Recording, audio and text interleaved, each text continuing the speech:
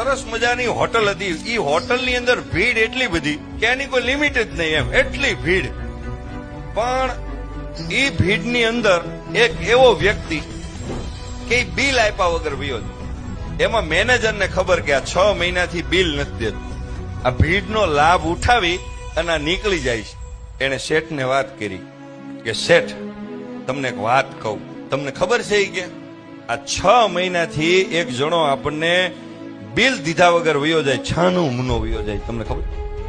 એમાં બરાબર બધા જમવા રેસ્ટોરન્ટમાં આવ્યા. એમાં એ ધીમેકથી ભાઈ જમી અને ઉભો થઈને ધીમેકથી નીકળતો હતો. ત્યાં શેઠે કીધું ઓલા મેનેજરને, અહીંયા ઓલા ભાઈની જ વાત કરે છે ને? એ કે હા. એ કે 6 મહિનાથી નથી જાતો બિલ દીધા વગરનો. એ વરદીથી આ બિલ દીધા વગરનો વયો થાય.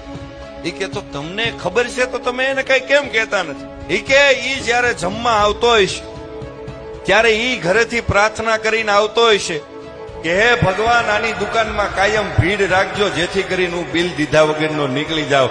એની પ્રાર્થના કદાચ સાંભળતો હોય ભગવાનને, આપણી ભીડ થતી હોય તો. એટલે અમુક જગ્યાએ આપણી હારે એવા માણસો હોય ને, એ આ રીતે નીકળતા હોય તો લેટ ગો કરવાનું. Download ShareChat.